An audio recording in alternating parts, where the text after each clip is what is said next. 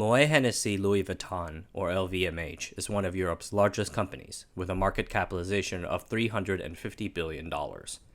As of this writing, the company's co-founder and controlling shareholder Bernard Arnault is worth over $100 billion and is the third richest man in the world.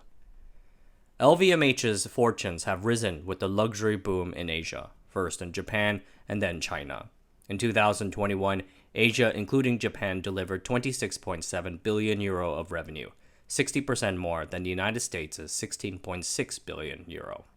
I have never owned a Louis Vuitton bag in my life. I thought about getting one for research, but who said I can afford that? Anyway, this story has fascinated me for a while, and it has nothing to do with semiconductors, so let's try it. In this video, I want to look at how LVMH turned Asia into its richest money machine. But first, the Asian Arbitrary newsletter. Check out this one that followed up one of my most popular videos. I felt that it was an even take on a difficult-to-predict subject.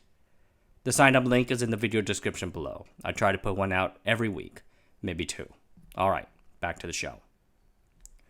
The luxury goods business has been big for years. During the early 20th century, new technological changes allowed companies to mass-produce certain items. Combined with brand marketing, luxury experienced its industrialization moment. Prior to the 1970s, however, this was mostly an American and British phenomenon. In the 1960s, the United States was France's single biggest leather goods export market, eating 40% market share from 1961 to 1967. Following up from that was Germany with 22% and Switzerland, Belgium, and Italy with about 10% each. The 1970s, however, would see Japan and Hong Kong to a lesser extent take over the luxury goods market. Its emergence goes back to both economic and social factors. First, the Japanese economy was doing extremely well. Fueled by a massive surge in exports, Japan during the 1950s and 1960s enjoyed a massive economic boom. Real economic expansion rates numbered nearly 10% each year. This newfound wealth allowed Japanese to purchase the staple goods they needed, like rice, but it also gave them disposable income to spend on other things. Japanese spending on clothing, food, and other goods increased 5 times over from 1948 to 1978. Second, socially, the Japanese experienced a cultural injection from the American occupation after World War II. Chocolate cake, t-shirts, jeans, chino trousers, and other scandalous things that your great-grandmother probably wouldn't like, Japanese experienced a brand new westernized lifestyle, and they liked it. In 1959, Kyojiro Motoyama, a high-fashion shop owner, made a trip to Europe and became entranced with European fashion brands like Hermes, Gucci, and Charles Jourdan. Entranced, Motoyama relentlessly pursued these brands to let him stock his store with their goods. In 1961, Ferragamo allowed Motoyama to purchase some goods for resale in Japan. Then in 1962, Gucci and Hermes gave him permission to stock his Ginza store with their product. Department stores soon followed Motoyama's footsteps. Takashima, Mitsukoshi, and Seibu. They drove this consumer boom, exhibiting and pushing the sales of westernized clothing and luxury goods. These department stores catered to the rich and upper middle class, expanding globally to build sourcing networks for their next big domestic hit. Together with Hong Kong, which also more than doubled its export share in the 20 years after 1960, Japan presented a tantalizing opportunity for untold riches. At this time, Louis Vuitton was a fairly large but still traditional luxury brand, run by descendants of its founder. Throughout the 1970s, it started to experience growing Asian sales after launching hit products like the Papillon bag. But while the American markets weren't too much trouble, growing into Asia required far more resources than many companies could muster at the time. These European luxury brands needed to expand beyond their roots as small and medium-sized businesses. Louis Vuitton was one of the first companies to make this change, with the arrival of Henri Racamier, who married into the Vuitton family. He was appointed CEO in 1977 after making a fortune of his own in the steel business. Racamier internationalized the sales system and focused on Japan. In the mid-1970s, Louis Vuitton made less than 10 million euro in annual revenue. By 1981, LV grew that to 50 million euro and established a wholly owned entity, Louis Vuitton Japan. He also centralized Louis Vuitton product pricing and supply chain, cutting out various middlemen and agents from the equation. Louis Vuitton then opened a wholly owned store in Ginza, Japan, one of the first European brands to do so. I think it is fair to pause a little and briefly discuss how a Louis Vuitton is made. I don't mean a leather good, but a luxury brand itself and its cachet. Luxury brands allow consumers to create a favorable, prestigious social image. These brands are not owned by everyone, so purchasing a Louis Vuitton gives people feelings of accomplishment, self-pleasure, and pride. At the start of Louis Vuitton in Japan, traders imported and sold Louis Vuitton goods from France at weird and varying prices. They sold alongside official stores, diluting the brand. After taking control of the supply chain, Kyojiro Hata, the first president of Louis Vuitton Japan, set a single global price for every Louis Vuitton sold in the country. Hata considered an LV bag to hold value, and that value was absolute rather than relative. Louis Vuitton builds its customer relationships with massive, lavish flagship stores. These massive stores are placed in prime locations. Each such store is individualized for its particular urban location. I think that's good for now. Let's get back to the 1980s. In 1987, Louis Vuitton, hoping to size up the company to avoid a potential hostile takeover, merged with Moet Hennessy to create LVMH. Moet Hennessy had started out as a champagne maker and had steadily acquired its competitors. Soon after the merger, however, the weirdness of having a leather goods and champagne business under one roof started to come out. This conflict threatened Racamier's control of the growing Louis Vuitton subsidiary. Thus, the 77-year-old Racamier brought Bernard Arnault into LVMH as a minority shareholder, hoping that the younger businessman would back him in any future management kerfuffle. But the two disagreed on strategy, and Arnault spent hundreds of millions to purchase a controlling share, ousting the CEO. The story is pretty amazing, but let's move on. This is Asianometry, not Euronometry after all. One of the key features of a Louis Vuitton is mass exclusivity and excellence. Producing a luxury leather good in modern days under these principles involves mixing traditional craftsmanship and modern production styles. It used to take 20 to 30 craftsmen 8 days to put together a Louis Vuitton bag. Then in 2005, Louis Vuitton commissioned McKinsey to review how it had made its products, and they suggested a lean production system that pulled in raw goods as they were needed.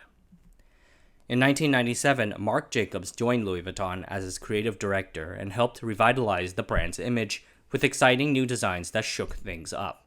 LV started producing one-shots, limited edition runs of specific products. Many of these goods are retired at the peak of their popularity. For instance, a 2001 Louis Vuitton collaboration with Steven Sprouse, which produced some of the most iconic bags around. These production ramp-downs mean a lot of wasted inventory, sometimes as much as 7 to 10% of the total acquisition. If they cannot be reused for other Louis Vuitton goods, then they are destroyed, wasting hundreds of thousands of euro. But it is worth it to maintain the product's principles of mass exclusivity. The Japanese market continued to grow for the next 20 years, taking nearly 30% of France's leather goods exports. And for LVMH itself, Japan accounted for a significant portion of the company's sales throughout the 1990s into the 2000s. LVMH continued to invest in the Japan region. They hired Japanese designer Takeshi Murakami as a consultant and opened a flagship store in Omotesando, Tokyo in 2003. But about that same time, the Japanese luxury market reached a state of stagnancy. Japan had entered its lost decade, and soon it would lose its place at the top of the Asian luxury market to China. The China boom started in Hong Kong. In 1997, the city was handed back to the Chinese, and immigration policies with the mainland were loosened. Hong Kong soon became an important destination for Chinese shoppers looking for luxury fashion products. Long before the rise of cities like Shanghai and Beijing, Hong Kong served as a cultural mixing zone between East and West. The experiences accumulated by the luxury brands there allowed them to better understand what Chinese consumers wanted. The China market presented some differences from Japan. China did not have the same early exposure to Western culture that Japan did. Companies would have to do a lot of education about luxury goods on the ground, usually in their flagship stores. Another big difference from the Japan market, as it turned out, their first big wealthy consumer group were men rather than women. Businessmen making their first bucket of gold wanted to show off their wealth, usually with a piece of Louis Vuitton luggage or a luxury watch.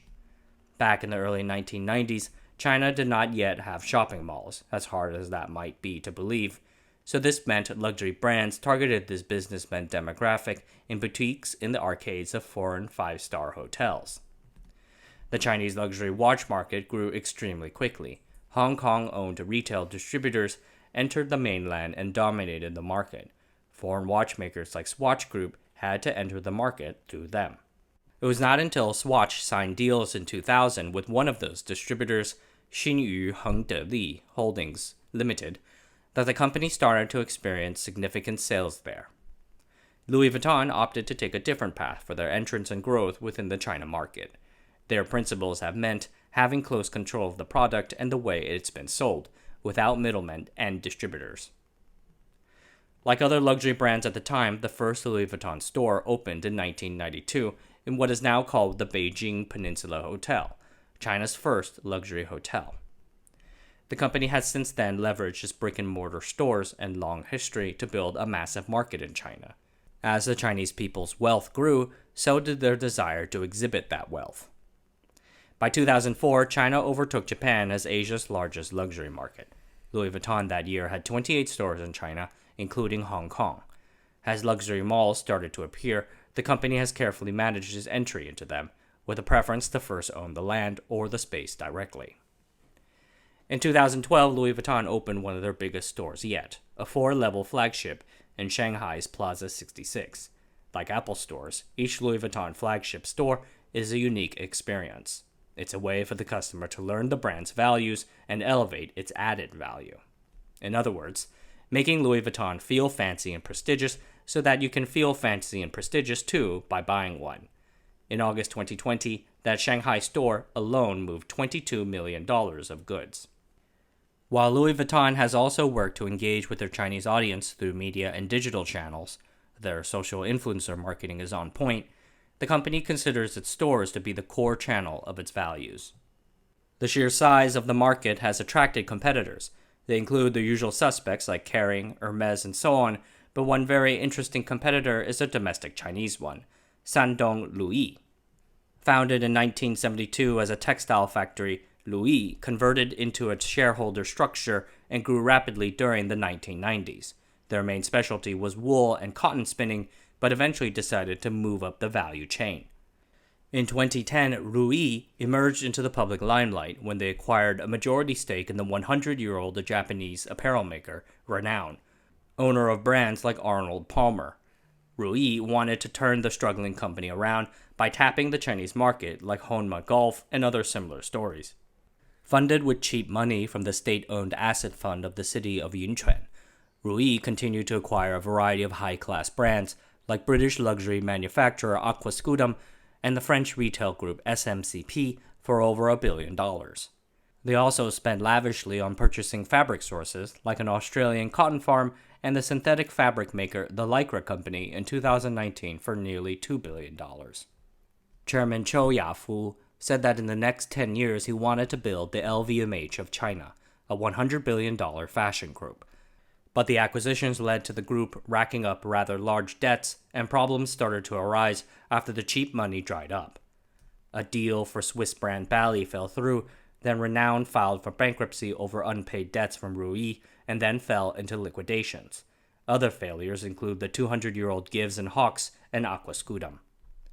Today, Shandong Ruyi struggles for its life, trying to shed assets and pay back its debt. As it turns out, building an LVMH-style conglomerate takes far longer than 10 years. While the KOL models and the iconic names are important, Louis Vuitton's success in Asia has been through its control of the product, patient financial firepower, and focus on customer experience. The products are exquisitely made, and you shop for them in an iconic, luxurious environment. The brand is now competing in China's Tier 2 and Tier 3 cities, most of whom you've never heard of, but with massive populations with rising middle-class incomes. The competition remains fierce, but Louis Vuitton is the king of kings when it comes to luxury brands, and it will continue to attract millions of Asian consumers in the future. Alright everyone, thanks for watching. That's it for tonight.